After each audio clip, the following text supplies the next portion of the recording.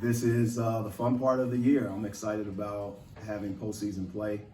I think and I truly believe our guys have had a series of games that hopefully prepares us for what March has to come. Ultimately, I feel that our players have gotten better over a period of time, which means that our team has gotten better, which means that our staff has gotten better, which means that I've gotten better. I'm excited about going to the first SEC tournament of my career, and ultimately we'll see where that takes us. It's going to be a tough atmosphere.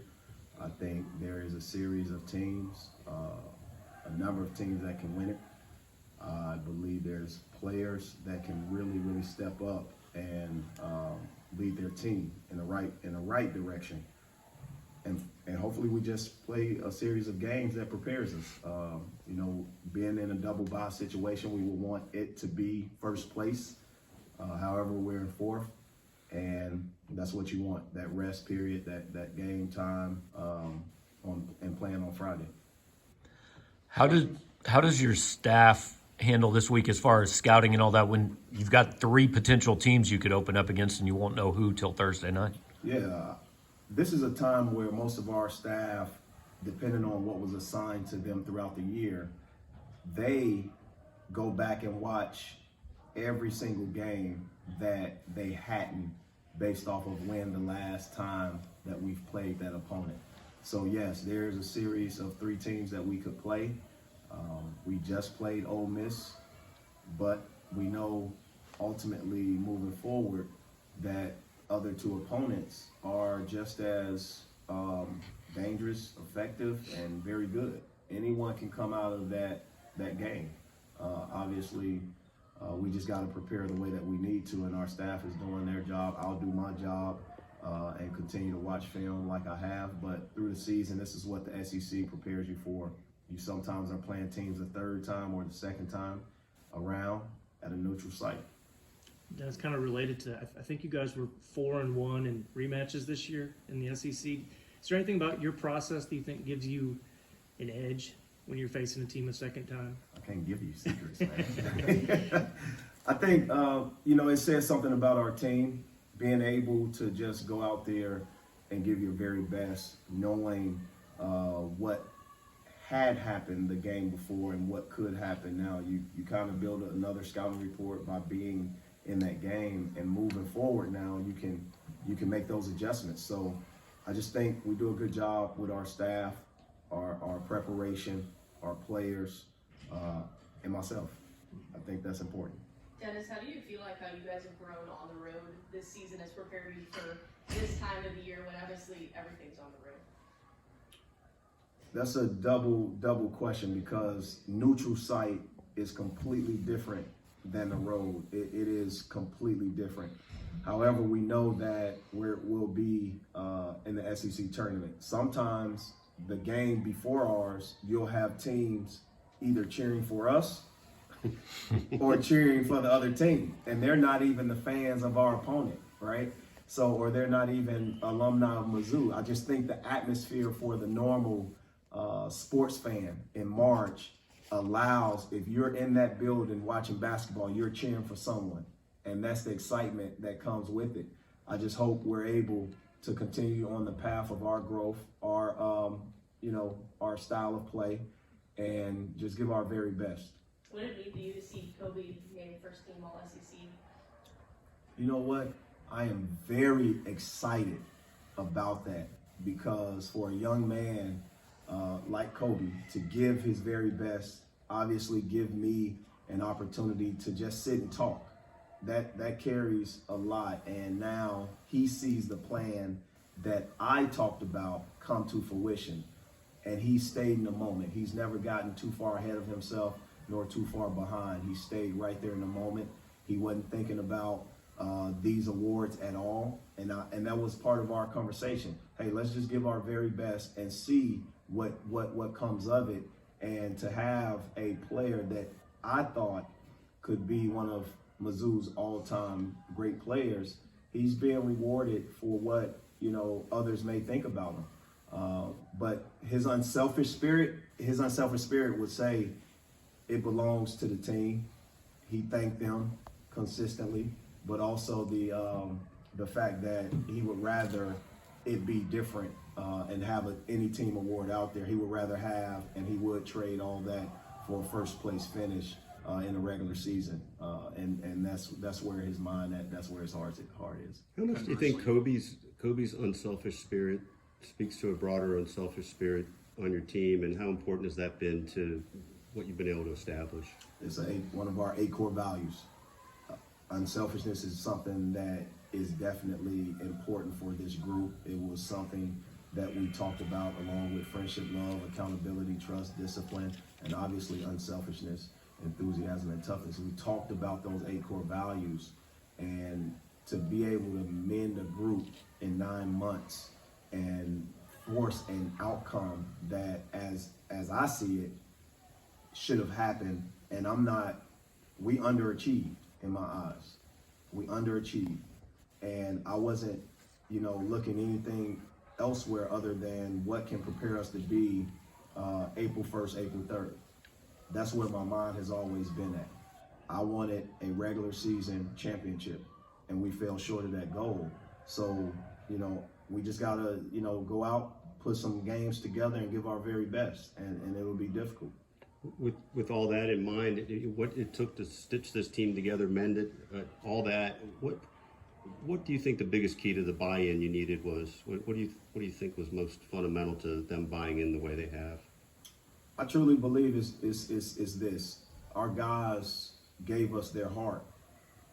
They gave that transparency, that pathway to their hearts, and vice versa. They saw me as a leader give it to this institution, give it to everything that I have shown, give it to them, give it to their parents unconditionally. They see how me and my staff operate and communicate. They know what my demands are every day. And that allows guys to feel emotionally connected with each other. They know how often I've told them I love them. I didn't wait to senior day to say it.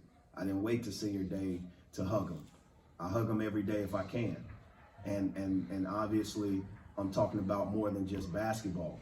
But from day one, we were very intentional.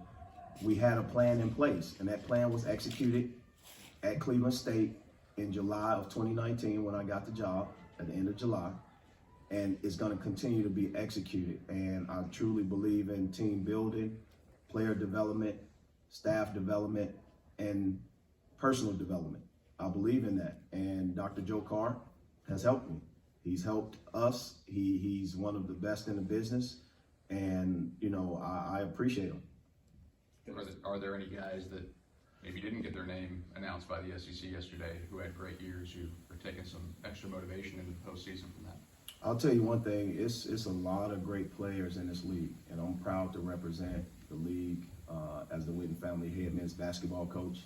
And whenever you have voting, whenever you have teams, it's a tough process. It is a very tough process, and there's never a time where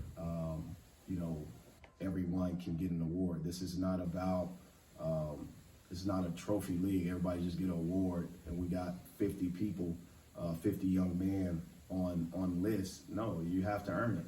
We got to do better, and obviously we didn't do better. That's how I see it. So you mentioned throughout the season connectivity is something you either like to see in your team improve after games and what exactly is connectivity to you, and why is that important to this team? It's very first of all, it's rare. It's not a common thing. The other part of it takes a lot to work on it, and you have to work on it every day. It's not just going to show up. It has to be talked about. It has to be seen. It has to be heard.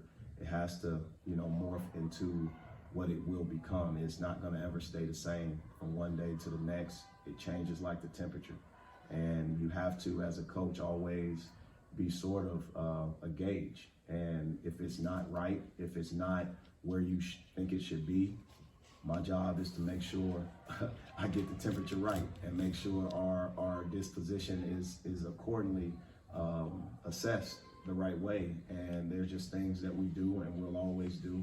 I can't tell you all of it, but maybe one day you'll be able to continue to see it.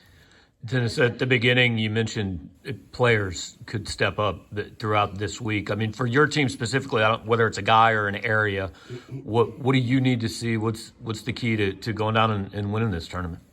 I just need to see elite focus. It's that simple. Two teams are going to play well, and somebody has to come away with a loss this March. There's going to be possession by possession. There's going to be situations. You're going to have circumstances. You just can't predict it all. You just hope in that melting pot of a season from your non-conference all the way through to conference that you have had enough experiences that can help you along the way. And they identify and pull from that memory bank, oh, this happened in this situation. This is what we need to do next. And that's what the experience is. And I'm thankful that our guys, and we debrief the right way, where we're, not pointing out all mistakes, but pointing out ways to fix certain outcomes. We're not doing it just when we lose. We're doing it also when we win. There are just so many situations that can come up during a conference tournament that I think our guys have paid attention to throughout the season. Is there anything else in mindset in the postseason that you preach to your guys this time of year, or is it more the same as the regular season? What got us your kind of approach? I think they know enough about basketball to understand. They have enough friends that have been playing. They've watched women's basketball. They've watched tournaments exist even thus far. They see the situations. So we have a bunch of guys that are basketball educated, and we talk about these situations. And not only talk about it, we'll end up throughout the year inserting those in our practice plans so that we can continue to get better, because ultimately what our instincts are something that guys can do just with a snap of a finger. And we don't want them to learn it. We want them to now approach it with a snap of a finger approach and not be paralyzed by thought, but know exactly the situation at hand and what to do. Natalie? Dennis, how do you feel like over the last few games, Nick Honor has really grown? I feel like ever since he hit that game winner, you've seen him take more and more shots. How have you seen him grow just really in the last few weeks here? Nick Honor is a coach on the floor. He's very, very important to what we do. He's very important to our team. He's very important to me. I think he gives us a sort of disposition that's needed. He has experience. He is a young man that thinks the game. He's a coach's son. His dad was a Naismith Coach of the Year nationally at the high school level.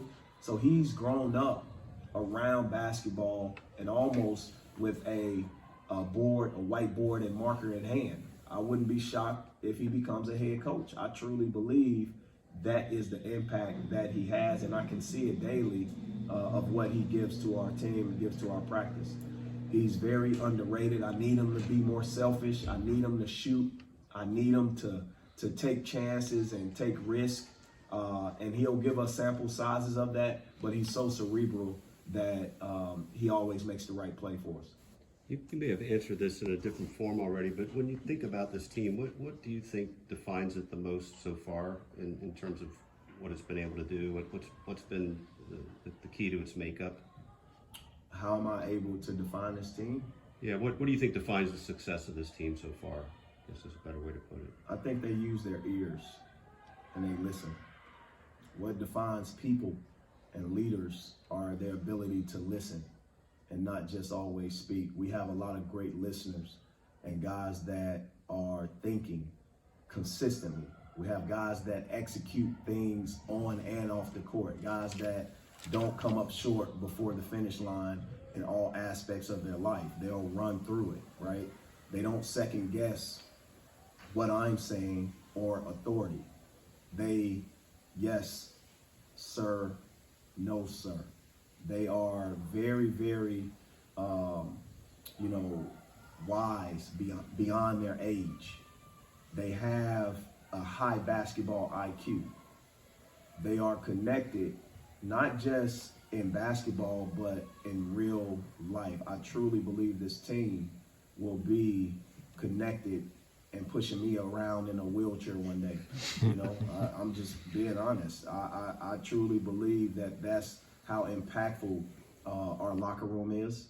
And they have respect, and they've done everything I've asked them to do, adhere to our 8 core values: friendship, love, accountability, trust, discipline, unselfishness, enthusiasm, and toughness.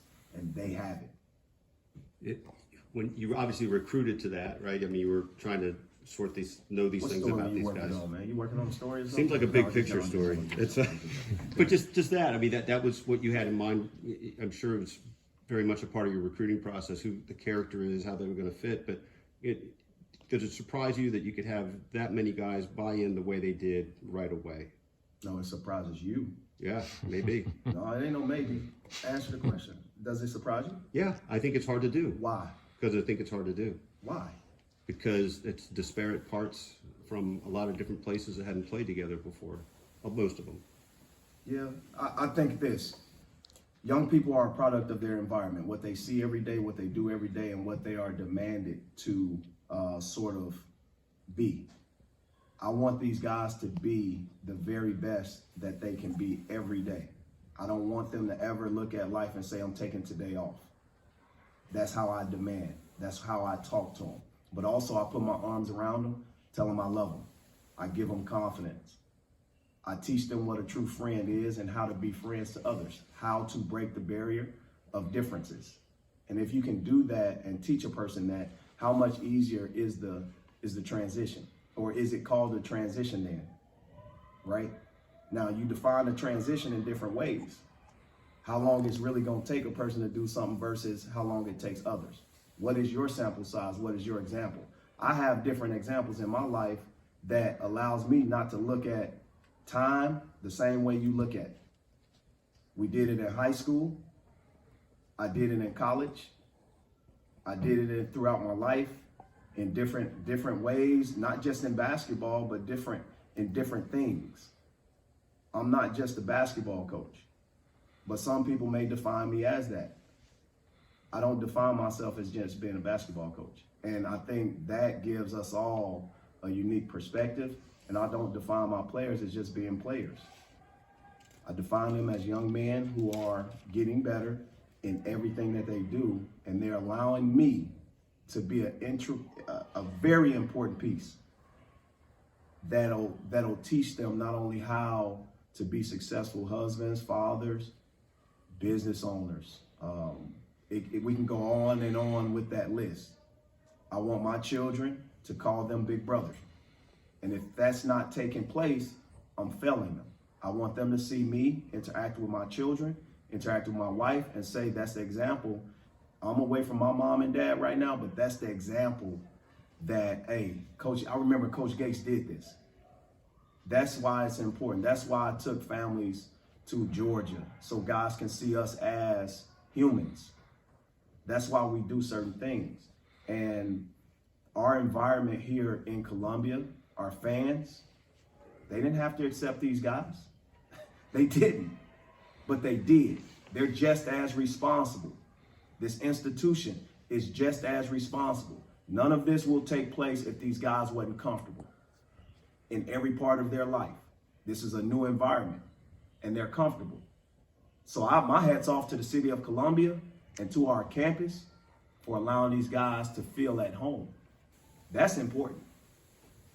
All right, thanks, Coach.